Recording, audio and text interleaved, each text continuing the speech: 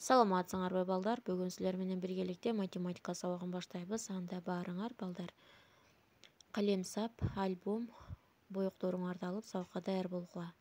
Сабак баштаардан мурун баарыбыз жылмаюу менен жагымдуу маанай түзүп алалы. Анда балдар баарыбыз мугалимдин сөзүнө кулак салып, көңүл коюп угабыз. Бүгүн силер менен өтө турган темабыз убакытка багыт алуу балдар. Балдар, сүрөттө көрүп тургандай, bir жылда 4 мезгил бар экен балдар. Силер баарыңар билесиңер. Ар бир мезгилде 3 айы бар. Алар жаз, жай, күз, кыш мезгилдери. Эми мен силерге балдар суроо берем, суроома туура же туура эмес деп жооп бересиңер. Жай мезгилинде кар жаады, азаматсыңар, туура эмес. Күзүндө 2 ай бар. Азаматсыңар, туура эмес. Күз мезгилинен кийин жай келет. Азаматсыңар, туура эмес.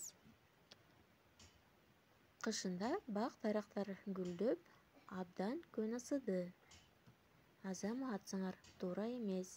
Кышында кар жаап, күн суутат.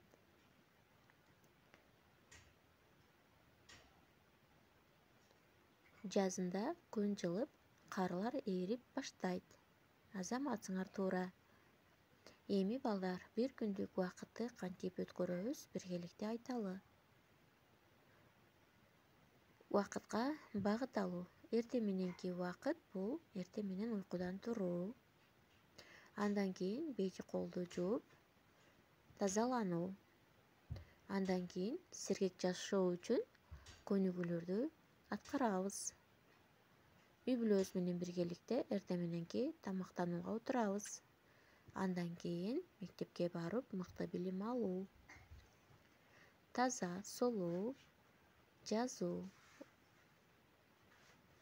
Андан кийинки убакыт бул түшкү убакыт. Түшкү убакта түшкү тамактарды ичип, андан кийин кыймылдуу оюндарды ойноо. Андан кийинки убакыт бул кечки убакыт. Кечки убакытта денелерибиз жумуштан келип, колдорду таза жууп, кечки тамактанууга отуруу. Кечки тамактануудан кийин колду, тиштерибизди таза жууп, кечки уйкуга кетүү. Уктаардан мурун эртең мененки күндүн планын пландоо. Эми балдар баарыбыз альбомубузду ачып, даярданабыз сабакка.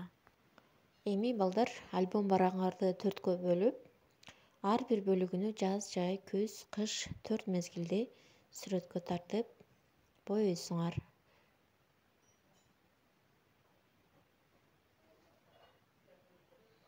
Мынакей жаз, жай мезгилин сүрөттөп алдык. Эми күз, кыш мезгилдерин сүрөттөйбүз. Силер да ушинтип сүрөткө тартып, андан кийин сонун кылып боейбуз. Албетте боегондо өзүңөр билесиңер, бир жактуу кылып боейбуз.